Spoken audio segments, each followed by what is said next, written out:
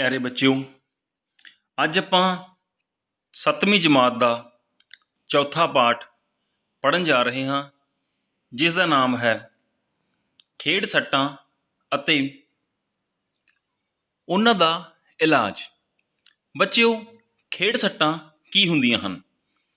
Simple भाषा विच आपां इह कहांगे कि ओह सट्टां जो खेड दे समय या खेड दे दौरान लगदियां हन, उन्हां नूं खेड सट्टां आख्या जाता है।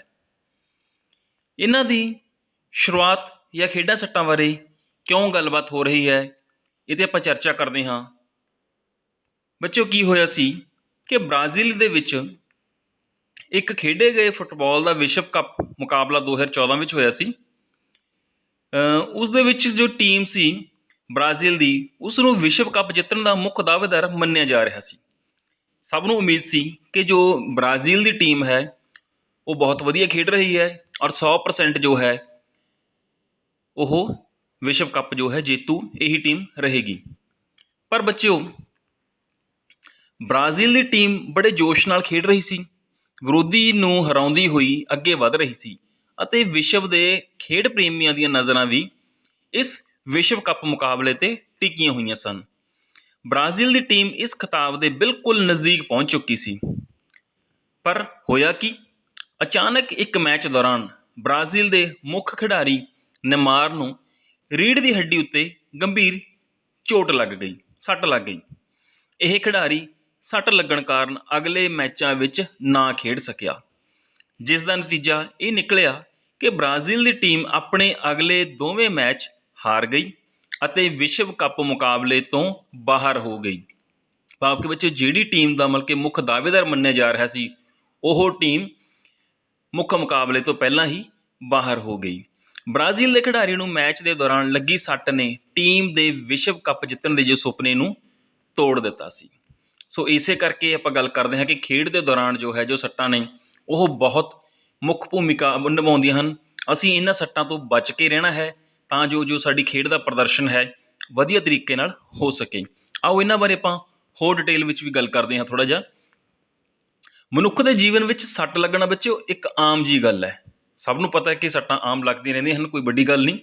कोई भी काम करते समय सट लगन का थोड़ा बहुत खतरा बनिया ही रहिंदा है।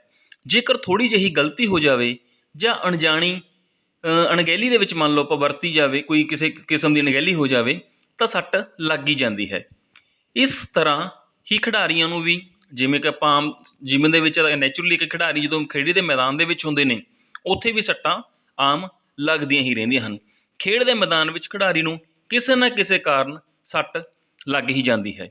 खेड के मैदान विच लगण वालियां सट्टां अते सधारण तौर ते कंमकार दौरान लगण वालियां सट्टां विच काफ़ी फर्क हुंदा हैगा।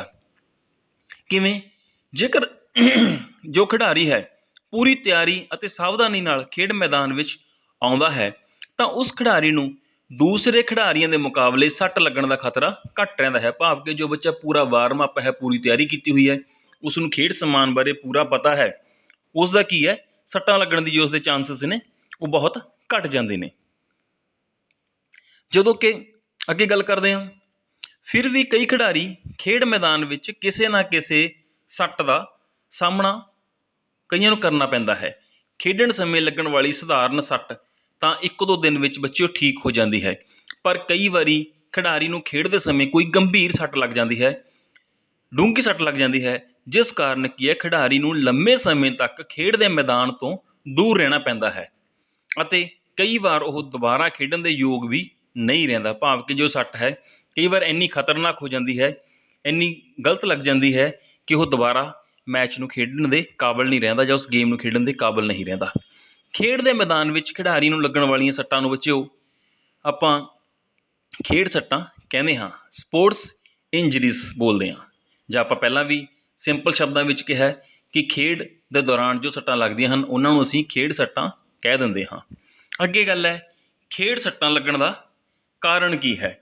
खेड के दौरान खिडारी नूं लगण वालियां सट्टां दे कई कारण हो सकते हैं, जिवें कि सब तो पहलां आपां कह सकते हैं भी जानकारी की घाट। कई बार बच्चों की हुंदा कि खिडारी नूं खेड के नियमां अते खेड विच वरते जाण वाले समान की पूरी जानकारी ਨਹੀਂ ਹੁੰਦੀ ਕਿ ਕਿਸ ਤਰ੍ਹਾਂ ਇਹ ਸਮਾਨ ਨੂੰ ਯੂਜ਼ ਕਰਨਾ ਹੈ। ਕਈ ਵਾਰ ਖਿਡਾਰੀ ਖੇਡ ਦੇ ਸਮਾਨ ਦੀ ਪੂਰੀ ਜਾਣਕਾਰੀ ਪ੍ਰਾਪਤ ਕੀਤੇ ਬਿਨਾਂ ਹੀ ਖੇਡਣਾ ਸ਼ੁਰੂ ਕਰ ਦਿੰਦੇ ਹਨ, ਜਿਸ ਕਾਰਨ ਸੱਟ ਲੱਗਣ ਦਾ ਜੋ ਖਤਰਾ ਹੈ ਬਣਿਆ ਰਹਿੰਦਾ ਹੈ। ਜਿਵੇਂ ਕਿ ਤੁਸੀਂ ਤਸਵੀਰ ਵਿੱਚ ਵੀ ਦੇਖ ਸਕਦੇ ਹੋ, ਇਸ ਖਿਡਾਰੀ ਨੂੰ ਸਾਈਕਲ ਜੋ ਹੈ ਗੇਅਰਾਂ ਵਾਲਾ, ਇਹਦੇ ਬਾਰੇ ਪੂਰੀ ਜਾਣਕਾਰੀ ਨਹੀਂ ਸੀ ਔਰ ਜਾਣਕਾਰੀ ਨਾ ਹੋਣ ਦੇ ਬਾਵਜੂਦ ਇਸ ਨੇ ਇਸ ਨਾਲ ਪੰਗਾ ਲਿਆ, ਇਸ ਨੂੰ ਚਲਾਉਣ ਦੀ ਕੋਸ਼ਿਸ਼ ਕੀਤੀ ਔਰ ਕਿਤੇ ਨਾ ਕਿਤੇ ਗਲਤੀ ਕਰਕੇ ਸੱਟ ਖਾ ਬੈਠਾ। ਭਾਵ ਕਿ ਇਸ ਨੂੰ ਇਸ ਸਾਈਕਲ ਬਾਰੇ ਪੂਰੀ ਜਾਣਕਾਰੀ ਨਾ ਹੋਣ ਦੇ ਕਰਕੇ ਇਸ ਦੇ ਸੱਟ ਲੱਗ ਗਈ। ਅਗਲੀ ਅਸੀਂ ਗੱਲ ਕਰਦੇ ਹਾਂ ਸਰੀਰਕ ਯੋਗਤਾ ਦੀ ਘਾਟ। ਕਈ ਵਾਰ ਕੀ ਹੁੰਦਾ, ਖੇਡ ਵਿੱਚ ਵਧੀਆ ਪ੍ਰਦਰਸ਼ਨ ਕਰਨ ਲਈ ਵਧੀਆ ਸਿਖਲਾਈ ਦਾ ਬਹੁਤ ਮਹੱਤਵ ਹੈ। ਜੇਕਰ ਖਿਡਾਰੀ ਠੀਕ ਤਰੀਕੇ ਨਾਲ ਸਿਖਲਾਈ ਲੈਣ ਤੋਂ ਬਿਨਾਂ ਹੀ ਖੇਡਣਾ ਸ਼ੁਰੂ ਕਰ ਦੇਵੇਗਾ ਤਾਂ ਉਸ ਦੇ ਸਰੀਰ ਵਿੱਚ ਤਾਕਤ, ਗਤੀ ਅਤੇ ਲਚਕ ਆਦਿ ਦੀ ਘਾਟ ਕਾਰਨ ਸੱਟ ਲੱਗ ਜਾਵੇਗੀ। ਜਿਵੇਂ ਕਿ ਤਸਵੀਰ ਵਿੱਚ ਤੁਸੀਂ ਦੇਖ ਸਕਦੇ ਹੋ ਕਿ ਜੋ ਇਹ ਵੇਟ ਲਿਫਟਰ ਹੈ, ਇਸ ਨੇ ਆਪਣੇ ਜੋ ਅੰਦਾਜ਼ੇ ਤੋਂ ਜਾਂ ਆਪਣੀ ਪ੍ਰੈਕਟਿਸ ਤੋਂ ਵੱਧ ਵੇਟ ਚੱਕਣ ਦੀ ਕੋਸ਼ਿਸ਼ ਕੀਤੀ। ਇਹਦੀ ਯੋਗਤਾ ਸਰੀਰ ਦੀ ਇੰਨੀ ਨਹੀਂ ਸੀ ਔਰ ਇਹ ਕੀ ਹੈ, ਵੇਟ ਇਸ ਦੇ ਉੱਪਰ ਹੀ ਆ ਪਿਆ ਹੈ। ਸੋ ਸਰੀਰਕ ਯੋਗਤਾ ਦਾ ਜੋ ਹੈ ਘਾਟ ਵੀ ਜੋ ਹੈ ਉਹ ਸੱਟਾਂ ਲੱਗਣ ਦਾ ਕਾਰਨ ਬਣ ਸਕਦੀ ਹੈ। ਅੱਗੇ ਅਸੀਂ ਗੱਲ ਕਰਦੇ ਹਾਂ ਕਿ ਲਾਪਰਵਾਹੀ। ਕੀ ਹੁੰਦਾ ਹੈ ਕਿ ਖੇਡ ਦੇ ਮੈਦਾਨ ਵਿੱਚ ਵਰਤੀ ਗਈ ਥੋੜ੍ਹੀ ਜਿਹੀ ਵੀ ਲਾਪਰਵਾਹੀ ਸੱਟ ਲੱਗਣ ਦਾ ਕਾਰਨ ਬਣ ਸਕਦੀ ਹੈ। ਜੇਕਰ ਖਿਡਾਰੀ ਖੇਡ ਦੇ ਸਮੇਂ ਨਿਯਮਾਂ ਦੀ ਅਣਦੇਖੀ ਕਰਦਾ ਹੈ ਤਾਂ ਉਹ ਖੁਦ ਸੱਟ ਲਵਾ ਸਕਦਾ ਹੈ ਜਾਂ ਦੂਸਰੇ ਖਿਡਾਰੀ ਦਾ ਨੁਕਸਾਨ ਕਰ ਸਕਦਾ ਹੈ। ਜਿਵੇਂ ਕਿ ਪਿਕਚਰ ਵਿੱਚ ਦੇਖ ਸਕਦੇ ਹੋ ਕਿ ਜੋ ਖਿਡਾਰੀ ਹੈ ਉਹ ਅੰਧਾਧੁੰਦ ਗੇਮ ਕਰ ਰਿਹਾ ਹੈ ਔਰ ਉਸਨੇ ਜਾਂ ਤਾਂ ਖੁਦ ਵੀ ਸੱਟ ਖਾਧੀ ਔਰ ਦੂਸਰੇ ਦੇ ਵੀ ਸੱਟ ਲਗਵਾ ਦਿੱਤੀ ਹੈ। ਸੋ ਜਿਹੜੀ ਲਾਪਰਵਾਹੀ ਹੈ ਉਹ ਵੀ ਖੇਡ ਦੇ ਦੌਰਾਨ ਸੱਟਾਂ ਦਾ ਕਾਰਨ ਬਣਦੀ ਹੈ। ਅੱਗੇ ਅਸੀਂ ਗੱਲ ਕਰਦੇ ਹਾਂ ਸਰੀਰ ਨੂੰ ਠੀਕ ਢੰਗ ਨਾਲ ਨਾ ਗਰਮਾਉਣਾ। ਬੱਚਿਓ, ਇਹ ਬਹੁਤ ਜ਼ਰੂਰੀ ਹੈ। ਕੋਈ ਵੀ ਖੇਡ ਖੇਡਣ ਤੋਂ ਪਹਿਲਾਂ ਵਾਰਮ ਅਪ ਸਭ ਤੋਂ ਪਹਿਲਾਂ ਹੋਣਾ ਚਾਹੀਦਾ ਹੈ। ਖੇਡਣ ਤੋਂ ਪਹਿਲਾਂ ਸਰੀਰ ਨੂੰ ਖੇਡਣ ਦੇ ਅਨੁਸਾਰ ਗਰਮਾਉਣਾ ਬਹੁਤ ਜ਼ਰੂਰੀ ਹੈ ਤਾਂ ਕਿ ਖਿਡਾਰੀ ਦੀਆਂ ਮਾਸਪੇਸ਼ੀਆਂ ਖੇਡ ਦੇ ਬੋਝ ਨੂੰ ਸਹੀ ਢੰਗ ਨਾਲ ਸਹਿਣ ਕਰ ਸਕਣ। ਜੇਕਰ ਖਿਡਾਰੀ ਆਪਣੇ ਸਰੀਰ ਨੂੰ ਸਹੀ ਢੰਗ ਨਾਲ ਗਰਮ ਨਹੀਂ ਕਰਦਾ ਤਾਂ ਮਾਸਪੇਸ਼ੀਆਂ ਨੂੰ ਖਿੱਚ ਲੱਗਣ ਵਰਗੀਆਂ ਸੱਟਾਂ ਲੱਗ ਜਾਣਗੀਆਂ, ਜੋ ਕਿ ਆਮ ਜਿਹੀ ਗੱਲ ਹੋ ਸਕਦੀ ਹੈ। ਸੋ ਕੋਈ ਵੀ ਗੇਮ ਕਰਨ ਤੋਂ ਪਹਿਲਾਂ ਸਰੀਰ ਨੂੰ ਗਰਮਾਉਣਾ ਬਹੁਤ ਜ਼ਰੂਰੀ ਹੈ। ਅੱਗੇ ਅਸੀਂ ਗੱਲ ਕਰਾਂ ਕਿ ਖੇਡ ਦਾ ਜੋ ਮੈਦਾਨ ਹੈ, ਜੇਕਰ ਕਈ ਵਾਰ ਕੀ ਹੈ ਉਹ ਪੱਧਰਾ ਨਾ ਹੋਣ ਕਾਰਨ ਜਾਂ ਖੇਡ ਮੈਦਾਨ ਵਿੱਚ ਟੋਏ ਹੋਣ ਕਾਰਨ ਜਾਂ ਕੋਈ ਤਿੱਖੀ ਚੀਜ਼ ਕੱਚ ਵਗੈਰਾ ਖਿਲਰੇ ਹੋਣ, ਜਿਸ ਕਾਰਨ ਕੀ ਹੈ ਖਿਡਾਰੀਆਂ ਨੂੰ ਸੱਟਾਂ ਲੱਗ ਸਕਦੀਆਂ ਹਨ। ਖੇਡਣ ਤੋਂ ਪਹਿਲਾਂ ਖੇਡ ਮੈਦਾਨ ਨੂੰ ਚੰਗੀ ਤਰ੍ਹਾਂ ਦੇਖ ਲੈਣਾ ਚਾਹੀਦਾ ਹੈ। ਉਹਦੀ ਚੰਗੀ ਤਰ੍ਹਾਂ ਸਫਾਈ ਹੋਣੀ ਜ਼ਰੂਰੀ ਹੈ, ਨਹੀਂ ਤਾਂ ਆਮ ਕਰਕੇ ਸੱਟਾਂ ਲੱਗਣ ਦੇ ਚਾਂਸਸ ਵੱਧ ਜਾਂਦੇ ਹਨ। ਸੋ ਬੱਚੇ, ਆਪਾਂ ਗੱਲ ਕਰਦੇ ਹਾਂ ਕਿ ਖੇਡ ਸੱਟਾਂ ਦੀਆਂ ਕਿਸਮਾਂ ਕੀ ਨੇ। ਖੇਡ ਦੇ ਦੌਰਾਨ ਲੱਗਣ ਵਾਲੀਆਂ ਸੱਟਾਂ ਆਮ ਤੌਰ 'ਤੇ ਦੋ ਪ੍ਰਕਾਰ ਦੀਆਂ ਹੁੰਦੀਆਂ ਹਨ। ਇਹਨਾਂ ਸੱਟਾਂ ਦੀ ਵੰਡ ਇਹਨਾਂ ਦੇ ਰੂਪ ਦੇ ਅਨੁਸਾਰ ਕੀਤੀ ਜਾਂਦੀ ਹੈ। ਦੋ ਪ੍ਰਕਾਰ ਦੀਆਂ ਸੱਟਾਂ ਬੱਚੇ ਕਿਹੜੀਆਂ ਨੇ? ਸਭ ਤੋਂ ਪਹਿਲਾਂ ਆਪਾਂ ਕਹਿ ਸਕਦੇ ਹਾਂ ਜੋ ਹਨ ਉਹ ਹੈ ਪ੍ਰਤੱਖ ਸੱਟਾਂ। ਪ੍ਰਤੱਖ ਮੀਨਸ ਜੋ ਸਾਨੂੰ ਦਿਸਦੀਆਂ ਨੇ। ਐਕਸਪੋਜ਼ਡ ਇੰਜਰੀਜ਼, ਆਪਾਂ ਇਹਨੂੰ ਬੋਲਦੇ ਹਾਂ ਐਕਸਪੋਜ਼ਡ ਇੰਜਰੀਜ਼, ਭਾਵ ਪ੍ਰਤੱਖ ਸੱਟਾਂ। ਦੂਸਰੇ ਕਿਸਮ ਦੀਆਂ ਜੋ ਸੱਟਾਂ ਨੇ ਉਹ ਹੁੰਦੀਆਂ ਨੇ ਅਪ੍ਰਤੱਖ ਸੱਟਾਂ, ਭਾਵ ਅਨਐਕਸਪੋਜ਼ਡ ਇੰਜਰੀਜ਼, ਜੋ ਨਹੀਂ ਦਿਸਦੀਆਂ। ਸੋ ਗੱਲ ਕਰਦੇ ਹਾਂ ਆਪਾਂ ਹੁਣ ਸਭ ਤੋਂ ਪਹਿਲਾਂ ਇਹਨੂੰ ਡਿਟੇਲ ਦੇ ਵਿੱਚ ਕਿ ਪ੍ਰਤੱਖ ਸੱਟਾਂ ਜੋ ਹਨ ਉਹ ਕੀ ਨੇ। ਐਕਸਪੋਜ਼ਡ ਇੰਜਰੀਜ਼, ਇਸ ਪ੍ਰਕਾਰ ਦੀਆਂ ਸੱਟਾਂ ਖਿਡਾਰੀ ਨੂੰ ਖੇਡ ਦੇ ਦੌਰਾਨ ਆਮ ਹੀ ਲੱਗ ਜਾਂਦੀਆਂ ਨੇ। ਛੋਟੀ ਮੋਟੀ ਸੱਟਾਂ, ਇਹ ਸੱਟਾਂ ਸਰੀਰ ਦੇ ਬਾਹਰੀ ਹਿੱਸੇ ਉੱਪਰ ਲੱਗਦੀਆਂ ਹਨ, ਕਿਉਂਕਿ ਇਹਦਾ ਨਾਮ ਹੀ ਹੈ ਪ੍ਰਤੱਖ। ਪ੍ਰਤੱਖ ਮੀਨਸ ਦੇਖਣਾ।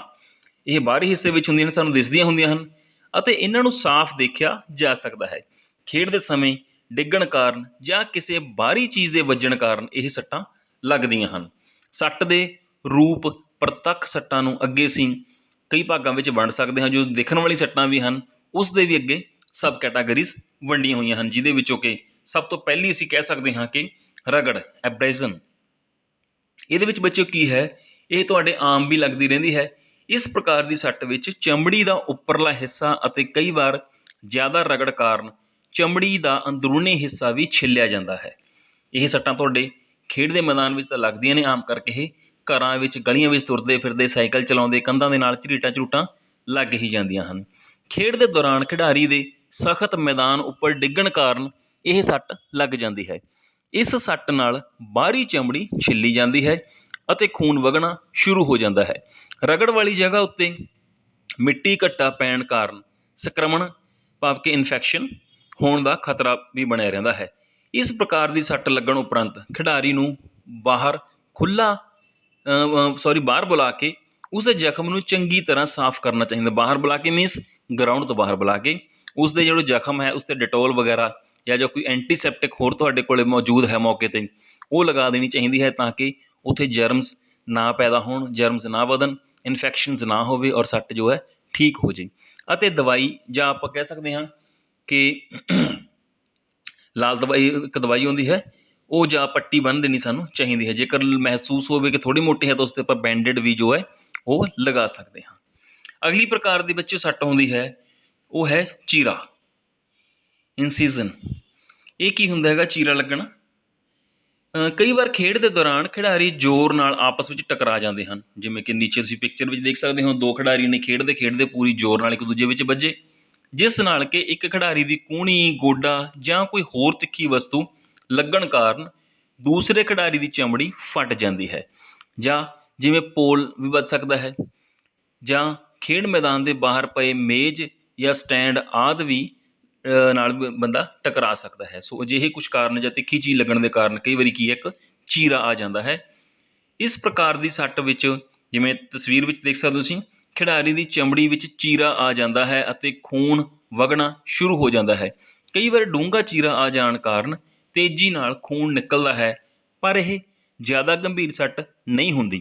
ਸੱਟ ਵਾਲੀ ਥਾਂ ਨੂੰ ਚੰਗੀ ਤਰ੍ਹਾਂ ਸਾਫ਼ ਕਰਕੇ ਪੱਟੀ ਬੰਨ੍ਹਣੀ ਚਾਹੀਦੀ ਹੈ ਅਤੇ ਜ਼ਿਆਦਾ ਚੀਰਾ ਆਉਣ ਦੀ ਹਾਲਤ ਵਿੱਚ ਡਾਕਟਰੀ ਸਹਾਇਤਾ ਲੈਣੀ ਚਾਹੀਦੀ ਹੈ। ਭਾਵ ਕਿ ਆਪਾਂ ਪਹਿਲਾਂ ਬੱਚੇ ਨੂੰ ਸਿਰਫ ਫਾਸਟ ਏਡ ਦੇ ਕੇ ਅੱਗੇ ਡਾਕਟਰ ਕੋਲ, ਜੇਕਰ ਜ਼ਿਆਦਾ ਗੰਭੀਰ ਸੱਟ ਹੈ ਤਾਂ ਡਾਕਟਰ ਕੋਲ ਜ਼ਰੂਰ ਲੈ ਕੇ ਜਾਣਾ ਹੈ। ਬੱਚੋ ਤੀਸਰੇ ਪ੍ਰਕਾਰ ਦੀ ਜੋ ਸੱਟ ਆਉਂਦੀ ਹੈ ਉਸ ਨੂੰ ਅਸੀਂ ਕਹਿ ਦਿੰਦੇ ਹਾਂ ਵਿੰਨਿਆ ਹੋਇਆ ਜ਼ਖਮ, ਪੰਕਚਰਡ ਵਾਊਂਡਸ। ਇਹਦੇ ਵਿੱਚ ਕੀ ਹੈ ਕਿ ਖੇਡ ਦੇ ਦੌਰਾਨ ਲੱਗਣ ਵਾਲੀ ਇਹ ਸੱਟ ਕਾਫੀ ਗੰਭੀਰ ਮੰਨੀ ਜਾਂਦੀ ਹੈ। ਇਹ ਸੱਟ ਖੇਡ ਦੇ ਦੌਰਾਨ ਕਿਸੇ ਤਿੱਖੀ ਜਾਂ ਨੁਕੀਲੀ ਚੀਜ਼ ਦੇ ਵੱਜਣ ਕਾਰਨ ਲੱਗਦੀ ਹੈ, ਭਾਵ ਕਿ ਜ਼ਿਆਦਾਤਰ ਪੈਰ ਦੇ ਨੀਚੇ, ਜਿਵੇਂ ਤੁਸੀਂ ਤਸਵੀਰ ਵਿੱਚ ਵੀ ਦੇਖ ਸਕਦੇ ਹੋ, ਜਿਵੇਂ ਕਿੱਲਾਂ ਵਾਲੇ ਬੂਟਾਂ ਦੇ ਕਿੱਲ ਵੱਜਣ ਕਾਰਨ, ਜਾਂ ਫਿਰ ਕੋਈ ਜੈਵਲਿਨ ਹੋ ਗਿਆ ਉਹ ਵੱਜ ਸਕਦਾ ਹੈ, ਜਾਂ ਕਈਆਂ ਦੇ ਜਿਵੇਂ ਜੈਵਲਿਨ ਸਿੱਟਿਆ ਕਿਤੇ ਗਰਦਨ ਦੇ ਵਿੱਚ ਜਾਂ ਬੋਡੀ ਦੇ ਕਿਤੇ ਹੋਰ ਪਾਰਟ ਵਿੱਚ ਖੁੱਭ ਸਕਦਾ ਹੈ, ਤਾਂ ਅਜਿਹੀ ਸੱਟ ਨੂੰ ਅਸੀਂ ਵਿੰਨਿਆ ਹੋਇਆ ਜ਼ਖਮ ਬੋਲਦੇ ਹਾਂ। ਇਸ ਸੱਟ ਵਿੱਚ ਕੀ ਹੁੰਦਾ ਹੈ ਕਿ ਕਿਸੇ ਤਿੱਖੀ ਨੋਕ ਵਾਲੀ ਚੀਜ਼ ਦੇ ਵੱਜਣ ਕਾਰਨ ਖਿਡਾਰੀ ਦੇ ਡੂੰਘਾ ਜ਼ਖਮ ਹੋ ਜਾਂਦਾ ਹੈ, ਅਤੇ ਕਾਫੀ ਨੋਕ ਵਾਲੀ ਚੀਜ਼ ਦੇ ਵੱਜਣ ਕਾਰਨ ਡੂੰਘਾ ਜ਼ਖਮ ਹੋ ਜਾਂਦਾ ਹੈ, ਅਤੇ ਉਸ ਜ਼ਖਮ ਦੇ ਵਿੱਚੋਂ ਕਾਫੀ ਮਾਤਰਾ ਵਿੱਚ ਖੂਨ ਵੀ ਨਿਕਲਦਾ ਹੈ। ਇਹ ਸੱਟ ਲੱਗਣ ਉਪਰੰਤ ਖਿਡਾਰੀ ਨੂੰ ਛੇਤੀ ਤੋਂ ਛੇਤੀ ਸਾਨੂੰ ਕੀ ਹੈ ਡਾਕਟਰੀ ਸਹਾਇਤਾ ਦੇਣੀ ਚਾਹੀਦੀ ਹੈ, ਭਾਵ ਕਿ ਮੁੱਢਲੀ ਸਹਾਇਤਾ ਸਾਨੂੰ ਉਸ ਨੂੰ ਦੇਣੀ ਚਾਹੀਦੀ ਹੈ। ਉਸ ਤੋਂ ਬਾਅਦ ਜੇਕਰ ਜ਼ਖਮ ਜ਼ਿਆਦਾ ਹੈ, ਵੱਡਾ ਹੈ, ਗੰਭੀਰ ਹੈ, ਤਾਂ ਉਸ ਨੂੰ ਡਾਕਟਰ ਕੋਲ ਤੁਰੰਤ ਲੈ ਕੇ ਜਾਣਾ ਡਿਊਟੀ ਬਣਦੀ ਹੈ। ਸੋ ਬੱਚਿਓ, ਅੱਗੇ ਆਪਾਂ ਦੂਸਰੇ ਪ੍ਰਕਾਰ ਦੀ ਜੋ ਸਾਡੀ ਸੱਟ ਹੈ ਉਹਦੀ ਗੱਲ ਕਰ ਦਾਂਗੇ। ਉਹ ਹੈ ਅਪ੍ਰਤੱਖ ਸੱਟ, ਅਨਐਕਸਪੋਜ਼ਡ ਇੰਜਰੀ। ਅਪ੍ਰਤੱਖ ਸੱਟ ਇਹਦੇ ਨਾਮ ਤੋਂ ਹੀ ਪਤਾ ਲੱਗਦਾ ਹੈ, ਜੋ ਕਿ ਦਿਸਦੀ ਨਹੀਂ। ਪ੍ਰਤੱਖ ਮੀਨਸ ਦਿਸਣਾ, ਅਪ੍ਰਤੱਖ ਜੋ ਡਾਇਰੈਕਟ ਨਹੀਂ ਸਾਨੂੰ ਪਤਾ ਲੱਗਦੀ। ਇਹਨੂੰ ਅਸੀਂ ਅਪ੍ਰਤੱਖ ਉਹ ਸੱਟਾਂ ਹੁੰਦੀਆਂ ਹਨ ਜਿਹੜੀਆਂ ਸਰੀਰ ਦੇ ਬਾਹਰੀ ਹਿੱਸਿਆਂ ਉੱਪਰ ਨਜ਼ਰ ਨਹੀਂ ਆਉਂਦੀਆਂ। ਇਹਨਾਂ ਸੱਟਾਂ ਨੂੰ ਗੁੱਝੀਆਂ ਸੱਟਾਂ ਵੀ ਕਿਹਾ ਜਾਂਦਾ ਹੈ। ਇਹ ਸੱਟਾਂ ਜ਼ਿਆਦਾਤਰ ਸਰੀਰ ਦੀਆਂ ਭਾਰੀ ਮਾਸਪੇਸ਼ੀਆਂ ਅਤੇ ਜੋੜਾਂ ਉੱਤੇ ਲੱਗਦੀਆਂ ਹਨ। ਇਹਨਾਂ ਸੱਟਾਂ ਦਾ ਮੁੱਖ ਕਾਰਨ ਮਾਸਪੇਸ਼ੀਆਂ ਅਤੇ ਜੋੜਾਂ ਉੱਪਰ ਜ਼ਿਆਦਾ ਦਬਾਅ ਜਾਂ ਖਿੱਚ ਪੈਣਾ ਹੁੰਦਾ ਹੈ। ਇਹਨਾਂ ਸੱਟਾਂ ਵਿੱਚ ਖਿਡਾਰੀ ਨੂੰ ਤੇਜ਼ ਦਰਦ ਹੁੰਦਾ ਹੈ ਅਤੇ ਅਜਿਹੀ ਸੱਟ ਨੂੰ ਠੀਕ ਹੋਣ ਵਿੱਚ ਕਾਫੀ ਸਮਾਂ ਵੀ ਲੱਗ ਜਾਂਦਾ ਹੈ। ਬੱਚਿਓ, ਅੱਗੇ ਜੋ ਜਿਵੇਂ ਪ੍ਰਤੱਖ ਸੱਟਾਂ ਦੇ ਅੱਗੇ ਸਬ ਪਾਰਟ ਸੀ, ਉਵੇਂ ਅਪ੍ਰਤੱਖ ਸੱਟਾਂ ਵੀ ਕਈ ਪ੍ਰਕਾਰ ਦੀਆਂ ਹੁੰਦੀਆਂ ਹਨ, ਜਿਹਦੇ ਵਿੱਚੋਂ ਕਿ ਸਭ ਤੋਂ ਪਹਿਲਾਂ ਅਸੀਂ ਗੱਲ ਕਰਾਂਗੇ ਉਹ ਹੁੰਦੀ ਹੈ ਮੋਚ, ਸਪ੍ਰੇਨ। ਮੋਚ ਕੀ ਹੈ? ਆਪਾਂ ਪਿਛਲੇ ਲੈਸਨ ਤੁਸੀਂ ਗੱਲ ਕੀਤੀ ਹੋ ਕਿ ਮੋਚ ਜਿਹੜੀ ਹੁੰਦੀ ਹੈ ਉਹ ਜੋੜ ਦੇ ਬੰਧਨ ਦੇ ਫਟ ਜਾਣ ਨੂੰ ਮੋਚ ਕਿਹਾ ਜਾਂਦਾ ਹੈ। ਭਾਵ ਕਿ ਕੋਈ ਵੀ ਜੁਆਇੰਟ ਹੈ, ਤੁਹਾਡੇ ਜਿੰਨੇ ਵੀ ਜੋੜ ਨੇ ਜੋ ਮੁੜ ਸਕਦੇ ਨੇ ਜਿੱਥੋਂ ਜਿੱਥੋਂ, ਤਾਂ ਉਹਦਾ ਜੋ ਬੰਧਨ ਹੈ ਜੇਕਰ ਉਹ ਫਟ ਗਿਆ, ਸਾਈਡ 'ਤੇ ਥੋੜ੍ਹਾ ਨਿਕਲ ਗਿਆ, ਤਾਂ ਅਸੀਂ ਉਸ ਨੂੰ ਕੀ ਕਹਾਂਗੇ? ਜਿਵੇਂ ਕਿ ਤੁਸੀਂ ਤਸਵੀਰ ਵਿੱਚ ਵੀ ਦੇਖ ਸਕਦੇ ਹੋ, ਪੈਰ ਦਾ ਜੋ ਐਂਕਲ ਹੈ, ਗਿੱਟੇ ਦੇ ਕੋਲੋਂ ਹੱਡੀ ਥੋੜ੍ਹੀ ਜਿਹੀ ਬਾਹਰ ਨੂੰ ਹੋ ਗਈ, ਟੇਢੀ ਹੋ ਗਈ, ਭਾਵ ਕਿ ਜੋ ਬੰਧਨ ਹੈ, ਜੋੜ ਹੈ, ਉਹ ਫਟ ਗਿਆ। ਕਰੈਕ ਦਿਖ ਰਿਹਾ ਥੋੜ੍ਹਾ ਜਿਹਾ ਤੁਹਾਨੂੰ? ਉਸ ਨੂੰ ਮੋਚ ਕਿਹਾ ਜਾਂਦਾ ਹੈ। ਆਪਾਂ ਦੁਬਾਰਾ ਗੱਲ ਕਰਦੇ ਹਾਂ। ਜੋੜ ਦੇ ਬੰਧਨ ਦੇ ਫਟ ਜਾਣ ਨੂੰ ਮੋਚ ਕਿਹਾ ਜਾਂਦਾ ਹੈ। ਬੱਚਿਓ, ਮੋਚ ਆਮ ਕਰਕੇ ਜੋੜਾਂ ਦੀ ਸੱਟ ਹੈ। ਇਸ ਸੱਟ ਵਿੱਚ ਜੋੜਾਂ ਨੂੰ ਬੰਨ੍ਹਣ ਵਾਲੇ ਤੰਤੂ ਪ੍ਰਭਾਵਿਤ ਹੁੰਦੇ ਹਨ, ਭਾਵ ਕਿ ਜਿੱਥੇ ਜੁਆਇੰਟ ਹੁੰਦਾ ਉਹਨੂੰ ਬੰਨ੍ਹਣ ਵਾਲੇ ਜਿਹੜੇ ਤੰਤੂ ਨੇ ਉਹ ਅਫੈਕਟਡ ਹੁੰਦੇ ਨੇ, ਖੇਡ ਦੇ ਮੈਦਾਨ ਵਿੱਚ ਦੌੜਦੇ ਸਮੇਂ ਖਿਡਾਰੀ ਦਾ ਸੰਤੁਲਨ ਵਿਗੜ ਜਾਣ ਕਾਰਨ ਜਾਂ ਜੋੜ ਦੇ ਜ਼ਿਆਦਾ ਮੁੜ ਜਾਣ ਕਾਰਨ ਖਿਡਾਰੀ ਦੇ ਜੋੜਾਂ ਉੱਪਰ ਜ਼ਿਆਦਾ ਦਬਾਅ ਪੈ ਜਾਂਦਾ ਹੈ ਅਤੇ ਖਿਡਾਰੀ ਦੇ ਜੋੜ ਦੇ ਤੰਤੂ ਖਿੱਚੇ ਜਾਂਦੇ ਹਨ ਜਾਂ ਟੁੱਟ ਜਾਂਦੇ ਹਨ। ਇਸ ਸੱਟ ਨੂੰ ਮੋਚ ਕਿਹਾ ਜਾਂਦਾ ਹੈ। ਇਹ ਸੱਟ ਮੁੱਖ ਤੌਰ 'ਤੇ ਗਿੱਟੇ 'ਤੇ ਆਊਗੀ ਜਾਂ ਗੋਡੇ 'ਤੇ ਜਾਂ ਗੁੱਟ ਦੇ ਜੋੜਾਂ ਵਿੱਚ ਇਹ ਆਮ ਸੱਟ ਆ ਜਾਂਦੀ ਹੈ ਬੱਚਿਓ। ਹੁਣ ਅਸੀਂ ਗੱਲ ਕਰਦੇ ਹਾਂ ਕਿ ਮੋਚ ਦੇ ਲੱਛਣ ਕੀ ਨੇ। ਸਾਨੂੰ ਕਿੱਥੋਂ ਪਤਾ ਲੱਗਦਾ ਵੀ ਮੋਚ ਆ ਗਈ। ਅਸੀਂ ਸਭ ਤੋਂ ਪਹਿਲਾਂ ਕੀ ਹੋਊਗਾ, ਸੱਟ ਵਾਲੀ ਥਾਂ 'ਤੇ ਤੇਜ਼ ਦਰਦ ਹੋਣ ਲੱਗ ਜਾਂਦਾ ਹੈ। ਜਿਵੇਂ ਕਿ ਤਸਵੀਰ ਵਿੱਚ ਹੈ ਕਿ ਮੋਢੇ 'ਤੇ ਜੇਕਰ ਕੋਈ ਸੱਟ ਲੱਗ ਗਈ ਜਾਂ ਮੋਚ ਆ ਗਈ ਤਾਂ ਉੱਥੇ ਬਹੁਤ ਪੇਨ ਹੋ ਰਹੀ ਹੈ, ਸ਼ੋ ਹੋ ਰਿਹਾ ਹੈਗਾ। ਜਾਂ ਫਿਰ ਕੀ ਹੈ, ਸੱਟ ਵਾਲੇ ਜੋੜ 'ਤੇ ਸੋਜ ਆ ਜਾਂਦੀ ਹੈ, ਸੱਟ ਵਾਲੀ ਥਾਂ ਦਾ ਰੰਗ ਲਾਲ ਹੋ ਜਾਂਦਾ ਹੈ। ਜਿਵੇਂ ਕਿ ਤਸਵੀਰ ਵਿੱਚ ਤੁਸੀਂ ਪੈਰ ਦੇਖ ਰਹੇ ਹੋ, ਉੱਥੇ ਸੋਜਿਸ਼ ਆ ਚੁੱਕੀ ਹੈ, ਪੈਰ ਨੋਰਮਲ ਦੇਖਣ ਤੋਂ ਪਤਾ ਲੱਗ ਰਿਹਾ ਹੈ ਵੀ ਪਹਿਲਾਂ ਵਰਗਾ ਪੈਰ ਨਹੀਂ ਹੈ, ਉਹਦੇ ਵਿੱਚ ਕੁਛ ਨਾ ਕੁਛ ਡਿਫੈਕਟ ਆ ਚੁੱਕਿਆ ਹੈ, ਭਾਵ ਕਿ ਉੱਥੇ ਮੋਚ ਆ ਗਈ, ਪੈਰ ਸੁੱਜ ਕੇ ਮੋਟਾ ਹੋ ਗਿਆ ਹੈ। ਸੱਟ ਵਾਲੇ ਜੋੜ ਦੀ ਜੋ ਹਰਕਤ ਹੈ ਉਸ 'ਤੇ ਹਰਕਤ ਕਰਨ 'ਤੇ ਤਕਲੀਫ ਹੁੰਦੀ ਹੈ, ਭਾਵ ਕਿ ਜਿਵੇਂ ਤੁਸੀਂ ਦੇਖ ਸਕਦੇ ਹੋ ਪਿਕਚਰ ਵਿੱਚ ਕਿ ਇਸ ਬੱਚੇ ਦੇ ਮੰਨ ਲਓ ਪੈਰ 'ਤੇ ਕੋਈ ਮੋਚ ਆ ਚੁੱਕੀ ਹੈ ਪਰ ਉਹ ਉਸ ਪੈਰ ਨੂੰ ਨੀਚੇ ਨਹੀਂ ਲਾ ਸਕਦਾ, ਇੰਨੀ ਜ਼ਿਆਦਾ ਤਕਲੀਫ ਹੁੰਦੀ ਹੈ, ਦਰਦ ਜੋ ਹੈ ਅਸਹਿ ਹੁੰਦਾ ਹੈ ਜੋ ਕਿ ਸਹਿ ਨਹੀਂ ਹੋ ਸਕਦਾ। ਅੱਗੇ ਅਸੀਂ ਗੱਲ ਕਰਾਂਗੇ ਤਾਂ ਇਲਾਜ ਕੀ ਹੈ, ਕਿਵੇਂ ਇਲਾਜ ਕਰਨਾ ਸੀ। ਖਿਡਾਰੀ ਨੂੰ ਸੱਟ ਲੱਗਣ ਤੋਂ ਤੁਰੰਤ ਬਾਅਦ ਤਕਲੀਫ ਹੁੰਦੀ ਹੈ, ਬਰਫ਼ ਮਲਣੀ ਚਾਹੀਦੀ ਹੈ ਬੱਚਿਓ ਸਭ ਤੋਂ ਪਹਿਲਾਂ ਜੋੜ 'ਤੇ, ਤਾਂ ਕਿ ਜੋੜਾਂ ਦੇ ਅੰਦਰ ਵਗ ਰਿਹਾ ਖੂਨ ਬੰਦ ਹੋ ਜਾਵੇ। ਬਰਫ਼ ਮਲਣ ਨਾਲ ਸੱਟ ਵਾਲੀ ਥਾਂ ਉੱਪਰ ਸੋਜ ਵੀ ਘਟ ਜਾਂਦੀ ਹੈ। ਸੱਟ ਲੱਗਣ ਤੋਂ ਬਾਅਦ ਪਹਿਲੇ 2 ਦਿਨ ਸੱਟ ਵਾਲੀ ਥਾਂ 'ਤੇ ਸਿਰਫ ਬਰਫ਼ ਦੀ ਟਕੋਰ ਹੀ ਕਰਨੀ ਚਾਹੀਦੀ ਹੈ। ਕਿਸੇ ਵੀ ਹਾਲਤ ਵਿੱਚ ਸੱਟ ਵਾਲੇ ਜੋੜ ਨੂੰ ਮਲਣਾ ਨਹੀਂ ਚਾਹੀਦਾ ਅਤੇ ਨਾ ਹੀ ਕੋਈ ਸੇਕ ਵਗੈਰਾ ਕਰਨਾ ਚਾਹੀਦਾ। ਜੇਕਰ ਅਸੀਂ ਅਜਿਹਾ ਕਰਦੇ ਹਾਂ ਤਾਂ ਨੁਕਸਾਨ ਜ਼ਿਆਦਾ ਹੋ ਸਕਦਾ ਹੈ। ਸੋ ਜੋੜਾਂ ਨੂੰ ਸਹਾਰਾ ਦੇਣ ਲਈ ਪੱਟੀ ਵੀ ਬੰਨ੍ਹਣੀ ਜ਼ਰੂਰੀ ਹੈ, ਭਾਵ ਉੱਥੇ ਹੀ ਗੇੜ ਦੇ ਗਰਾਊਂਡ ਦੇ ਵਿੱਚ ਸਾਨੂੰ ਫਾਸਟ ਏਡ ਦੇਣੀ ਚਾਹੀਦੀ ਹੈ, ਪੱਟੀ ਬੰਨ੍ਹ ਦੇਣੀ ਚਾਹੀਦੀ ਹੈ। ਸੱਟ ਦੇ ਥੋੜ੍ਹਾ ਠੀਕ ਹੋਣ ਤੋਂ ਉਪਰੰਤ ਜੋੜ ਦੀ ਹਲਕੀ ਕਸਰਤ ਕਰਨੀ ਚਾਹੀਦੀ ਹੈ, ਜਦੋਂ ਬਾਅਦ ਵਿੱਚ ਕਈ ਦਿਨਾਂ ਬਾਅਦ ਸੱਟ ਠੀਕ ਹੋ ਜੇ, ਅਤੇ ਹੌਲੀ ਹੌਲੀ ਚੱਲਣਾ ਚਾਹੀਦਾ ਹੈ। ਸੱਟ ਦੇ ਪੂਰੀ ਤਰ੍ਹਾਂ ਠੀਕ ਹੋਣ ਵਿੱਚ ਕਾਫੀ ਸਮਾਂ ਲੱਗ ਜਾਂਦਾ ਕਈ ਵਾਰੀ, ਅਤੇ ਉਸ ਸਮੇਂ ਤੱਕ ਖਿਡਾਰੀ ਨੂੰ ਖੇਡਣਾ ਨਹੀਂ ਚਾਹੀਦਾ, ਵਰਨਾ ਜੋ ਮੋਚ ਹੈ ਉਹ ਜੇਕਰ ਕੱਚੀ ਹੀ ਠੀਕ ਹੋ ਜੇ ਤਾਂ ਦੁਬਾਰਾ ਵਾਰੀ ਪੈਣ ਦੀ ਸੰਭਾਵਨਾ ਵੱਧ ਜਾਂਦੀ ਹੈ। ਸੋ ਮੋਚ ਨੂੰ ਚੰਗੀ ਤਰ੍ਹਾਂ ਠੀਕ ਕਰਨਾ ਬਣਦਾ ਹੈ। ਅੱਗੇ ਬੱਚਿਓ ਅਸੀਂ ਗੱਲ ਕਰਦੇ ਹਾਂ ਜੋ ਦੂਸਰੀ ਸੱਟ ਹੈ ਸਾਡੀ ਅਪਰਤਕ ਸੱਟ ਵਿੱਚ, ਉਹ ਹੈ ਖਿਚਾਅ, ਜਿਹਨੂੰ ਅਸੀਂ ਬੋਲਦੇ ਹਾਂ ਸਟ੍ਰੇਨ। ਇਹ ਆਮ ਕਰਕੇ ਮਸਲਸ ਦੇ ਵਿੱਚ ਆਉਂਦਾ ਹੈ। ਇਹ ਮਾਸਪੇਸ਼ੀਆਂ ਦੀ ਸੱਟ ਹੈ ਬੱਚਿਓ। ਇਹ ਆਮ ਤੌਰ 'ਤੇ ਸਰੀਰ ਦੀਆਂ ਭਾਰੀ ਮਾਸਪੇਸ਼ੀਆਂ ਵਿੱਚ ਲੱਗਦੀ ਹੈ। ਇਸ ਸੱਟ ਵਿੱਚ ਖਿਡਾਰੀ ਦੀਆਂ ਮਾਸਪੇਸ਼ੀਆਂ ਖਿੱਚੀਆਂ ਜਾਂਦੀਆਂ ਹਨ, ਜਿਸ ਨਾਲ ਉਸ ਨੂੰ ਤੇਜ਼ ਦਰਦ ਹੁੰਦਾ ਹੈ ਅਤੇ ਉਹ ਠੀਕ ਢੰਗ ਨਾਲ ਤੁਰਨ, ਦੌੜਨ ਜਾਂ ਕੋਈ ਹੋਰ ਕਿਰਿਆ ਕਰਨ ਵਿੱਚ ਅਸਮਰਥ ਹੋ ਜਾਂਦਾ ਹੈ। ਖਿਡਾਰੀ ਨੂੰ ਇਹ ਸੱਟ ਲੱਗਣ ਦੇ ਕਈ ਕਾਰਨ ਹੋ ਸਕਦੇ ਨੇ, ਜਿਵੇਂ ਕਿ ਜ਼ਿਆਦਾ ਥਕਾਵਟ ਹੋਈ ਹੋਵੇ। ਥਕਾਵਟ ਦੇ ਕਾਰਨ ਠੀਕ ਢੰਗ ਨਾਲ ਜੋ ਖਿਡਾਰੀ ਹੈ ਉਹ ਸਰੀਰ ਨੂੰ ਨਾ ਗਰਮਾਇਆ ਹੋਵੇ ਉਸਨੇ। ਮਾਸਪੇਸ਼ੀਆਂ ਉੱਤੇ ਜ਼ਿਆਦਾ ਦਬਾਅ ਪੈ ਜੇ, ਇਹ ਕੁਝ ਕੁ ਕਾਰਨ ਨੇ ਜਿਨ੍ਹਾਂ ਕਰਕੇ ਕੀ ਹੈ ਖਿਚਾਓ ਆਉਣ ਦੀ ਸੰਭਾਵਨਾ ਵੱਧ ਜਾਂਦੀ ਹੈ। ਜਾਂ ਫਿਰ ਜ਼ਿਆਦਾ ਸਖਤ ਥਾਂ ਉੱਤੇ ਛਾਲ ਮਾਰਨ ਕਾਰਨ ਵੀ ਅਜਿਹਾ ਕੁਛ ਹੋ ਸਕਦਾ ਹੈ। ਜਿਵੇਂ ਕਿ ਲੌਂਗ ਜੰਪ ਦੇ ਵਿੱਚ ਹੈ, ਉੱਥੇ ਵੀ ਕੀ ਹੈ ਸੱਟ, ਜੇਕਰ ਬੱਚਾ ਛਾਲ ਮਾਰਦਾ ਹੈ ਔਰ ਨੀਚੇ ਵਾਲੀ ਜੋ ਪਿੱਠ ਹੈ ਉਹ ਠੀਕ ਨਹੀਂ ਹੈ ਤਾਂ ਵੀ ਕੀ ਹੈ ਮਸਲ ਪੁੱਲ ਹੋਣ ਦੀ ਸੰਭਾਵਨਾ ਵੱਧਦੀ ਹੈ। ਹੁਣ ਅਸੀਂ ਗੱਲ ਕਰਦੇ ਹਾਂ ਬੱਚਿਓ ਕਿ ਇਹਦੇ ਲੱਛਣ ਕੀ ਨੇ, ਸਾਨੂੰ ਕਿੱਥੋਂ ਪਤਾ ਲੱਗੂਗਾ ਵੀ ਸਾਡੇ ਜੋ ਹੈ ਮਸਲ ਪੁੱਲ ਹੋਇਆ ਹੈ। ਜਿਵੇਂ ਕਿ ਸੱਟ ਵਾਲੀ ਥਾਂ 'ਤੇ ਤੇਜ਼ ਦਰਦ ਹੋਊਗਾ, ਦਰਦ ਅਸਹਿ ਹੋ ਜਾਊਗਾ, ਖਿਡਾਰੀ ਨੂੰ ਦੌੜਨ ਵਿੱਚ ਮੁਸ਼ਕਲ ਆਊਗੀ, ਸੱਟ ਵਾਲੀ ਥਾਂ 'ਤੇ ਸੋਜਿਸ਼ ਆ ਸਕਦੀ ਹੈ, ਖਿਡਾਰੀ ਦੇ ਸਰੀਰਕ ਢਾਂਚੇ ਵਿੱਚ ਤਬਦੀਲੀ ਆ ਸਕਦੀ ਹੈ, ਭਾਵ ਕਿ ਸਾਨੂੰ ਪਤਾ ਲੱਗੂ ਵੀ ਇੱਥੇ ਕੋਈ ਪ੍ਰੋਬਲਮ ਹੋਈ ਹੈ। ਸੋ ਜੇਕਰ ਅਜਿਹੀ ਪ੍ਰੋਬਲਮ ਆ ਜੇ ਤਾਂ ਅਸੀਂ ਇਹਦਾ ਇਲਾਜ ਕਿਵੇਂ ਕਰਨਾ ਹੈ। ਇਲਾਜ ਪਹਿਲਾਂ ਵਰਗਾ ਹੀ ਬੱਚਿਓ, ਦੁਬਾਰਾ ਫਿਰ ਰਿਪੀਟ ਕਰਦੇ ਹਾਂ ਕਿ ਸੱਟ ਤੋਂ ਬਾਅਦ ਖਿਡਾਰੀ ਨੂੰ ਤੁਰੰਤ ਪਹਿਲਾਂ ਤਾਂ ਕੀ ਹੈ ਮੈਦਾਨ ਤੋਂ ਬਾਹਰ ਲੈ ਆਉਣਾ ਚਾਹੀਦਾ ਹੈ। ਖਿਡਾਰੀ ਨੂੰ ਆਰਾਮ ਨਾਲ ਲਿਟਾ ਦੇਣਾ ਚਾਹੀਦਾ ਹੈ ਅਤੇ ਸੱਟ ਵਾਲੀ ਥਾਂ 'ਤੇ ਸਿਰਫ ਬਰਫ਼ ਮਲਣੀ ਚਾਹੀਦੀ ਹੈ। ਅਗਲੇ 24 ਘੰਟੇ ਤੱਕ ਇਸ ਕਿਰਿਆ ਨੂੰ ਵਾਰ-ਵਾਰ ਦੁਹਰਾਉਣਾ ਚਾਹੀਦਾ ਹੈ। ਤੀਸਰੇ ਦਿਨ ਸੱਟ ਵਾਲੀ ਥਾਂ ਉੱਪਰ ਪਹਿਲਾਂ ਕੋਸੇ ਪਾਣੀ ਦੀ ਟਕੋਰ ਕਰਨੀ ਚਾਹੀਦੀ ਹੈ, ਉਸ ਤੋਂ ਬਾਅਦ ਠੰਡੇ ਪਾਣੀ ਦੀ ਟਕੋਰ ਕਰਨੀ ਚਾਹੀਦੀ ਹੈ। ਥੋੜ੍ਹੇ ਦਿਨ ਹਲਕੀ ਕਸਰਤ ਕਰਨੀ ਚਾਹੀਦੀ ਹੈ, ਭਾਵ ਕਿ ਜਦੋਂ ਥੋੜ੍ਹਾ ਆਰਾਮ ਆ ਜੇ ਉਸ ਤੋਂ ਬਾਅਦ ਕਸਰਤ ਕਰ ਸਕਦੇ ਹਾਂ, ਅਤੇ ਸੱਟ ਦੇ ਪੂਰੀ ਤਰ੍ਹਾਂ ਠੀਕ ਹੋਣ ਤੱਕ ਖਿਡਾਰੀ ਨੂੰ ਖੇਡਣਾ ਨਹੀਂ ਚਾਹੀਦਾ, ਵਰਨਾ ਕਿ ਦੁਬਾਰਾ ਪ੍ਰੋਬਲਮ ਆ ਸਕਦੀ ਹੈ। ਅਗਲੀ ਅਸੀਂ ਗੱਲ ਕਰਦੇ ਹਾਂ ਅਪਰਤਕ ਸੱਟ ਦੇ ਵਿੱਚ ਬੱਚਿਓ ਹੱਡੀ ਦਾ ਉਤਰਨਾ, ਡਿਸਲੋਕੇਸ਼ਨ। ਇਹ ਕੀ ਹੁੰਦਾ ਹੈ? ਆਮ ਤੌਰ 'ਤੇ ਲੋਕ ਜੋੜ ਦੇ ਉਤਰਨ ਨੂੰ ਹੱਡੀ ਦਾ ਉਤਰਨਾ ਸਮਝ ਲੈਂਦੇ ਨੇ ਬੱਚਿਓ, ਪਰ ਨਹੀਂ, ਜਦੋਂ ਕਿ ਦੋਵਾਂ ਸੱਟਾਂ ਵਿੱਚ ਕਾਫੀ ਫਰਕ ਹੈ। ਇਸ ਸੱਟ ਵਿੱਚ ਜੋੜ ਉੱਪਰ ਜ਼ਿਆਦਾ ਦਬਾਅ ਪੈ ਜਾਣ ਕਾਰਨ ਜਾਂ ਝਟਕਾ ਲੱਗਣ ਕਾਰਨ ਹੱਡੀ ਜੋ ਹੈ ਜੋੜ ਵਿੱਚੋਂ ਬਾਹਰ ਨਿਕਲ ਜਾਂਦੀ ਹੈ। ਜਿਵੇਂ ਕਿ ਤਸਵੀਰ ਵਿੱਚ ਤੁਸੀਂ ਦੇਖ ਸਕਦੇ ਹੋ ਕਿ ਗੋਡੇ ਦੀ ਹੱਡੀ ਟੁੱਟੀ ਨਹੀਂ, ਸਿਰਫ ਆਪਣੇ ਸਥਾਨ ਤੋਂ ਬਾਹਰ ਆ ਗਈ, ਭਾਵ ਕਿ ਹੱਡੀ ਉਤਰੀ ਹੈ। ਇਸ ਸੱਟ ਵਿੱਚ ਪ੍ਰਭਾਵਿਤ ਜੋੜ ਹਰਕਤ ਕਰਨਾ ਬੰਦ ਕਰ ਦਿੰਦਾ ਹੈ, ਭਾਵ ਕਿ ਜਦੋਂ ਉਹ ਆਪਣੀ ਸਹੀ ਸਥਿਤੀ ਵਿੱਚ ਨਹੀਂ ਹੈਗਾ ਤਾਂ ਉਹ ਕੰਮ ਨਹੀਂ ਕਰੇਗਾ ਅਤੇ ਖਿਡਾਰੀ ਖੇਡਣ ਤੋਂ ਅਸਮਰਥ ਹੋ ਜਾਵੇਗਾ।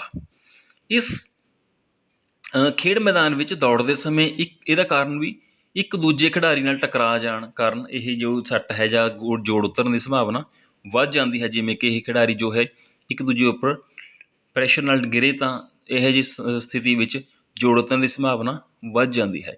ਕਿਸੇ ਪੋਲ ਜਾਂ ਮੇਜ਼ ਨਾਲ ਟੱਕਰ ਹੋ ਜਾਣ ਕਾਰਨ ਜਾਂ ਫਿਰ ਡਿੱਗਣ ਸਮੇਂ ਜੋੜ ਦੇ ਜ਼ਿਆਦਾ ਮੁੜ ਜਾਣ ਕਾਰਨ ਵੀ ਇਹ ਸੱਟ ਲੱਗ ਸਕਦੀ ਹੈ।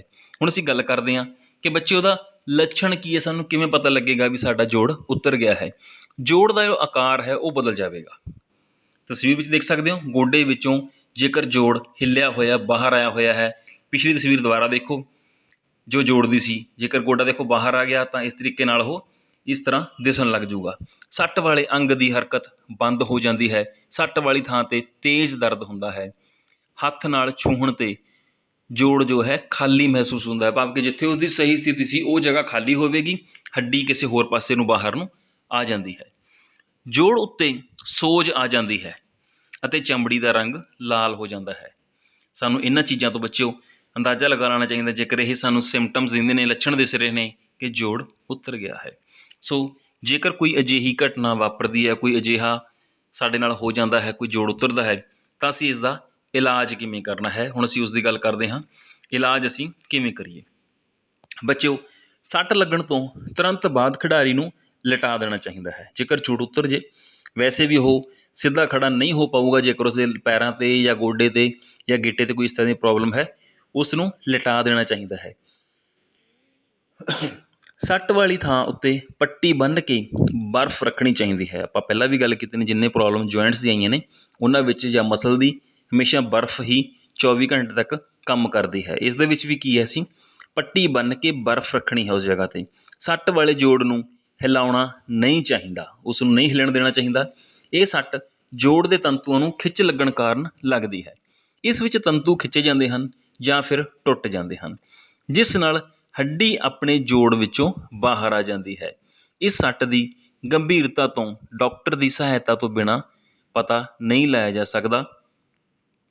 ਇਸ ਲਈ ਖਿਡਾਰੀ ਨੂੰ ਛੇਤੀ ਤੋਂ ਛੇਤੀ ਡਾਕਟਰ ਕੋਲ ਲੈ ਕੇ ਜਾਣਾ ਚਾਹੀਦਾ ਹੈ, ਤਾਂ ਜੋ ਉਸ ਦਾ ਸਮੇਂ ਸਿਰ ਇਲਾਜ ਸ਼ੁਰੂ ਹੋ ਸਕੇ। ਬੱਚਿਓ, ਆਪਾਂ ਸਾਰੇ ਜੁਆਇੰਟਸ ਦੇ ਵਿੱਚ ਜਾਂ ਜਿੰਨੇ ਵੀ ਪ੍ਰੋਬਲਮਸ ਨੇ ਉਹਦੇ ਵਿੱਚ ਧਿਆਨ ਰੱਖਣਾ ਹੈ ਕਿ ਆਪਾਂ ਖੁਦ ਡਾਕਟਰ ਨਹੀਂ ਹੁੰਦੇ। ਆਪਾਂ ਉੱਥੇ ਸਿਰਫ ਅਤੇ ਸਿਰਫ ਮੁੱਢਲੀ ਸਹਾਇਤਾ ਦੇਣੀ ਹੈ। ਜੋ ਸਹੀ ਟਰੀਟਮੈਂਟ ਹੈ ਉਹ ਡਾਕਟਰ ਨੇ ਹੀ ਕਰਨਾ ਹੈ। ਸੋ ਮਾੜੀ ਮੋਟਾ ਟਰੀਟਮੈਂਟ ਦੇਣ ਤੋਂ ਬਾਅਦ ਸਾਨੂੰ ਜਲਦ ਤੋਂ ਜਲਦ ਜੋ ਖਿਡਾਰੀ ਹੈ ਜਾਂ ਜਿਸ ਦੇ ਸੱਟ ਲੱਗੀ ਹੈ ਉਸ ਨੂੰ ਡਾਕਟਰ ਕੋਲ ਪਹੁੰਚਾਉਣਾ ਹੈ। ਆਪਾਂ ਹੁਣ ਅਗਲੀ ਗੱਲ ਕਰਦੇ ਹਾਂ ਅਪਰਤਕ ਸੱਟ ਦੇ ਵਿੱਚ ਹੱਡੀ ਦਾ ਟੁੱਟਣਾ, ਫ੍ਰੈਕਚਰ। ਇਹ ਵੀ ਖੇਡ ਦੇ ਮੈਦਾਨ ਦੇ ਵਿੱਚ ਆਮ ਕਰਕੇ ਲੱਗਣ ਵਾਲੀ ਇੱਕ ਸੱਟ ਹੈ। ਫ੍ਰੈਕਚਰ ਬਹੁਤ ਵਾਰੀ ਆ ਵੀ ਜਾਂਦਾ ਹੈ। ਇਹਦਾ ਕਿਵੇਂ ਹੁੰਦਾ ਹੈ ਬੱਚੋ? ਸੱਟ ਲੱਗਣ ਦੇ ਕਾਰਨ ਕੀ ਹੈ, ਕਿਸੇ ਹੱਡੀ ਦੇ ਦੋ ਟੁਕੜੇ ਹੋ ਜਾਂਦੇ ਹਨ। ਜਿਵੇਂ ਕਿ ਤਸਵੀਰ ਵਿੱਚ ਤੁਸੀਂ ਦੇਖ ਸਕਦੇ ਹੋ ਕਿ ਲੱਤ ਦੀ ਹੱਡੀ ਹੈ, ਜੇਕਰ ਉੱਥੇ ਕੋਈ ਸੱਟ ਲੱਗ ਗਈ ਕਿਸੇ ਕਾਰਨ ਕਰਕੇ ਔਰ ਹੱਡੀ ਜੋ ਹੈ ਕਰੈਕ ਹੋ ਗਈ, ਫ੍ਰੈਕਚਰ ਹੋ ਗਿਆ, ਟੁੱਟ ਗਈ ਹੈ, ਉਹ ਦੋ ਟੁਕੜੇ ਹੋ ਜਾਂਦੇ ਹਨ। ਸੋ ਦੋ ਟੁਕੜੇ ਹੋਣ ਜਾਣ ਕਾਰਨ ਹੱਡੀ ਦਾ ਟੁੱਟਣਾ, ਇਹਨੂੰ ਆਪਾਂ ਕਹਿ ਸਕਦੇ ਹਾਂ। ਦਿਸ ਰਿਹਾ ਤੁਹਾਨੂੰ ਕਿ ਜੋ ਹੱਡੀ ਇਹ ਟੁੱਟ ਗਈ ਹੈ, ਹੱਡੀ ਦੇ ਦੋ ਟੁਕੜੇ ਹੋ ਚੁੱਕੇ ਨੇ। ਹੱਡੀ ਦਾ ਟੁੱਟਣਾ ਬਹੁਤ ਗੰਭੀਰ ਸੱਟ ਹੈ, ਜਲਦੀ ਠੀਕ ਨਹੀਂ ਹੁੰਦੀ ਬੱਚੇ। ਉਹ ਕਈ ਵਾਰ ਅਜਿਹੇ ਪੁਆਇੰਟਸ 'ਤੇ ਹੱਡੀ ਟੁੱਟ ਜਾਂਦੀ ਹੈ ਕਿ ਉੱਥੇ ਰੋਡ ਵੀ ਪਾਉਣਾ ਪੈ ਸਕਦਾ ਹੈ, ਵੀ ਉਹ ਦੁਬਾਰਾ ਪ੍ਰੋਪਰ ਆਪਣੀ ਸਥਿਤੀ ਵਿੱਚ ਨਹੀਂ ਆ ਪਾਉਂਦੀਗੀ। ਜਿਵੇਂ ਪੱਟ ਦੀ ਕਿਤੇ ਹੱਡੀ ਦੇ ਵਿੱਚ ਕੋਈ ਇਹੋ ਜਿਹੀ ਦਿੱਕਤ ਆ ਜੇ, ਜਿਸ ਨਾਲ ਖਿਡਾਰੀ ਨੂੰ ਕਾਫੀ ਤਕਲੀਫ ਹੁੰਦੀ ਹੈ ਅਤੇ ਠੀਕ ਹੋਣ ਵਿੱਚ ਕਾਫੀ ਲੰਮਾ ਸਮਾਂ ਲੱਗ ਜਾਂਦਾ ਹੈ। ਹੱਡੀ ਦੇ ਟੁੱਟਣ ਦੀਆਂ ਕਈ ਕਿਸਮਾਂ ਹਨ ਬੱਚਿਓ, ਜਿਨ੍ਹਾਂ ਵਿੱਚ ਕਈ ਸਧਾਰਨ ਟੁੱਟਾਂ ਅਤੇ ਕੁਝ ਗੰਭੀਰ ਟੁੱਟਾਂ ਆ ਜਾਂਦੀਆਂ ਹਨ। ਅਗਲੇ ਤੁਸੀਂ ਜਦੋਂ ਵੱਡੀ ਕਲਾਸ ਵਿੱਚ ਹੋਵੋਗੇ ਤਾਂ ਹੱਡੀ ਦੇ ਜੋ ਹੋਰ ਇਹਦੇ ਟੁੱਟਾਂ ਦੇ ਰੂਪ ਨੇ ਉਹਨਾਂ ਬਾਰੇ ਵੀ ਚੰਗੀ ਤਰੀਕੇ ਨਾਲ ਉੱਥੇ ਜਾਣਕਾਰੀ ਪ੍ਰਾਪਤ ਕਰੋਗੇ। ਹੁਣ ਦੀ ਥੋੜ੍ਹੀ ਜਾਣਕਾਰੀ ਲਈ ਸਿਰਫ ਇੰਨਾ ਹੀ ਹੈ ਕਿ ਇਹ ਆਮ ਇੱਕ ਟੁੱਟ ਹੁੰਦੀਆਂ ਹਨ। ਖੇਡ ਦੇ ਮੈਦਾਨ ਵਿੱਚ ਬਚਾਅ ਉਪਕਰਨਾਂ ਦਾ ਇਸਤੇਮਾਲ ਨਾ ਕਰਨ ਕਾਰਨ ਜਾਂ ਖੇਡ ਦੌਰਾਨ ਕਿਸੇ ਤਰ੍ਹਾਂ ਦੀ ਅਣਗਹਿਲੀ ਵਰਤਣ ਕਾਰਨ ਇਹ ਸੱਟ ਲੱਗ ਜਾਂਦੀ ਹੈ ਬੱਚਿਓ। ਹੁਣ ਅਸੀਂ ਗੱਲ ਕਰਦੇ ਹਾਂ ਕਿ ਜੇਕਰ ਕਦੇ ਕਿਸੇ ਕਾਰਨ ਕਿਸੇ ਬੱਚੇ ਦੇ ਅਜਿਹੀ ਸੱਟ ਲੱਗ ਜਾਂਦੀ ਹੈ ਤਾਂ ਕੀ ਲੱਛਣ ਨੇ ਜਿਨ੍ਹਾਂ ਤੋਂ ਸਾਨੂੰ ਪਤਾ ਲੱਗੇਗਾ ਕਿ ਹੱਡੀ ਟੁੱਟ ਗਈ, ਫ੍ਰੈਕਚਰ ਆ ਗਿਆ। ਤਾਂ ਸਭ ਤੋਂ ਪਹਿਲਾਂ ਅਸੀਂ ਕਹਾਂਗੇ ਕਿ ਸੱਟ ਵਾਲੀ ਜੋ ਹੱਡੀ ਹੈ ਉਸ ਦਾ ਆਕਾਰ ਬਦਲ ਜਾਵੇਗਾ। ਨੈਚੁਰਲੀ ਹੈ ਕਿ ਜਿਵੇਂ ਪਿਛਲੀ ਤਸਵੀਰ ਵਿੱਚ ਵੀ ਦੇਖਿਆ, ਜੇਕਰ ਹੱਡੀ ਸਾਈਡ ਤੋਂ ਬਾਹਰ ਆਈ ਹੈ ਤਾਂ ਉਸ ਜਗ੍ਹਾ ਦਾ, ਉਸ ਲੱਤ ਦੇ ਸਾਨੂੰ ਸ਼ੇਪ ਤੋਂ ਪਤਾ ਲੱਗ ਜਾਵੇਗਾ ਕਿ ਇਸ ਲੱਤ 'ਤੇ ਕੋਈ ਨਾ ਕੋਈ ਪ੍ਰੋਬਲਮ ਹੈ। ਦੂਸਰੀ ਲੱਤ ਨਾਲ ਉਸਦਾ ਢਾਂਚਾ ਜੋ ਹੈ ਉਹ ਚੇਂਜ ਹੋ ਜਾਵੇਗਾ। ਦੂਸਰਾ ਅਸੀਂ ਗੱਲ ਕਰ ਸਕਦੇ ਹਾਂ, ਸੱਟ ਵਾਲੀ ਥਾਂ 'ਤੇ ਤੇਜ਼ ਦਰਦ ਹੁੰਦਾ ਹੈ, ਕਿਉਂਕਿ ਅਸਹਿ ਹੈ ਦਰਦ, ਇਹ ਬਹੁਤ ਸਾਰੇ ਦਰਦ ਇੱਥੇ ਹੋਣਾ ਸ਼ੁਰੂ ਹੋ ਜਾਵੇਗਾ, ਸਾਨੂੰ ਪਤਾ ਲੱਗੇਗਾ ਵੀ ਇੱਥੇ ਪ੍ਰੋਬਲਮ ਹੋ ਗਈ ਹੈ। ਫਿਰ ਅਸੀਂ ਗੱਲ ਕਰਦੇ ਹਾਂ ਕਿ ਹੱਡੀ ਨੂੰ ਹਿਲਾਉਣ 'ਤੇ ਚਰ ਦੀ ਆਵਾਜ਼ ਵੀ ਆਊਗੀ। ਵੈਸੇ ਕੋਸ਼ਿਸ਼ ਨਹੀਂ ਕਰਨੀ ਕਿਸੇ ਨੇ ਇਸ ਤਰੀਕੇ ਦੀ, ਪਰ ਸਾਨੂੰ ਉੱਥੋਂ ਮਹਿਸੂਸ ਹੋਵੇਗਾ ਜੇਕਰ ਬੰਦਾ ਖੜ੍ਹਾ ਹੋਣ ਦੀ ਕੋਸ਼ਿਸ਼ ਕਰੇ ਕਿ ਹੱਡੀ ਜੋ ਹੈ ਆਪਸ ਵਿੱਚ ਘਿਸਰੂਗੀ ਔਰ ਚਰ ਦੀ ਆਵਾਜ਼ ਉੱਥੇ ਆਵੇਗੀ। ਸੱਟ ਵਾਲਾ ਅੰਗ ਹੈ ਜੋ ਉਹ ਕੰਮ ਕਰਨਾ ਬੰਦ ਕਰ ਦਿੰਦਾ ਹੈ। ਨੈਚੁਰਲੀ ਹੈ ਕਿ ਜਦੋਂ ਉਸ 'ਤੇ ਨਾ ਤਾਂ ਵੇਟ ਆ ਸਕਦਾ ਹੈ, ਨਾ ਬੰਦਾ ਖੜ੍ਹਾ ਹੋ ਸਕਦਾ ਹੈ, ਉਹ ਅੰਗ ਜੋ ਹੈ ਉਹ ਕੰਮ ਨਹੀਂ ਕਰੇਗਾ। ਸੋ ਬੱਚਿਓ, ਆਪਾਂ ਇਹਨਾਂ ਸਾਰੀਆਂ ਗੱਲਾਂ ਦਾ ਧਿਆਨ ਰੱਖਣਾ ਹੈ। ਪਰ ਫਿਰ ਵੀ ਜੇਕਰ ਅਜਿਹੀ ਕੋਈ ਘਟਨਾ ਹੋ ਜਾਂਦੀ ਹੈ, ਕਿਸੇ ਕਾਰਨ ਕਰਕੇ ਕਿਸੇ ਬੱਚੇ ਦੇ ਅਜਿਹੀ ਸੱਟ ਲੱਗ ਗਈ, ਤਾਂ ਅਸੀਂ ਉਸ ਦਾ ਖੇਡ ਦੇ ਮੈਦਾਨ ਦੇ ਵਿੱਚ ਫਸਟ ਏਡ ਦੇ ਕੇ ਕਿਸ ਤਰੀਕੇ ਨਾਲ ਅਸੀਂ ਇਲਾਜ ਕਰਨਾ ਹੈ, ਆਓ ਉਸ ਬਾਰੇ ਥੋੜ੍ਹੀ ਜਾਣਕਾਰੀ ਪ੍ਰਾਪਤ ਕਰਦੇ ਹਾਂ। ਇਲਾਜ ਦੇ ਵਿੱਚ ਬੱਚਿਓ ਆਪਾਂ ਕੀ ਕਰਨਾ ਹੈ ਕਿ ਹੱਡੀ ਦੇ ਟੁੱਟਣ ਤੋਂ ਬਾਅਦ ਖਿਡਾਰੀ ਦੀ ਸੱਟ ਵਾਲੀ ਹੱਡੀ ਨੂੰ ਲੱਕੜ ਜਾਂ ਲੋਹੇ ਦੀਆਂ ਫੱਟੀਆਂ ਨਾਲ ਬੰਨ੍ਹ ਕੇ ਸਹਾਰਾ ਦੇਣਾ ਚਾਹੀਦਾ ਹੈ।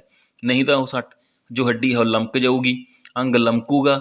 ਸੋ ਅਸੀਂ ਸਭ ਤੋਂ ਪਹਿਲਾਂ ਜ਼ਰੂਰੀ ਕੀ ਕਰਨਾ ਹੈ, ਉਸ ਅੰਗ ਨੂੰ ਕਿਸੇ ਵੀ ਲੱਕੜ ਜਾਂ ਜੋ ਲੋਹਾ ਜੋ ਸਾਨੂੰ ਨੇੜੇ ਮੌਜੂਦ ਜੋ ਹਾਰਡ ਚੀਜ਼ ਹੈ ਥੋੜ੍ਹੀ ਮੋਟੀ ਮਿਲਦੀ ਹੈ, ਉਸ ਸਰਫੇਸ 'ਤੇ ਉਹਨੂੰ ਰੱਖ ਕੇ ਹੱਡੀ ਨੂੰ ਬੰਨ੍ਹ ਲੈਣਾ ਚਾਹੀਦਾ ਹੈ ਫੱਟੀਆਂ ਦੇ ਨਾਲ।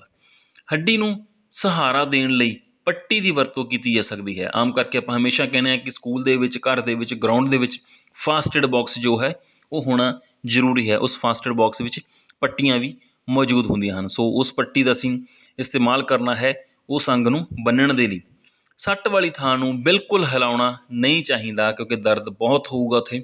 ਤਾਂ ਉਸ ਨੂੰ ਫੱਟੀਆਂ ਆਪਾਂ ਇਸੇ ਕਰਕੇ ਬੰਨ੍ਹ ਰਹੇ ਹਾਂ ਤਾਂ ਕਿ ਉਹ ਅੰਗ ਨਾ ਹਿੱਲੇ।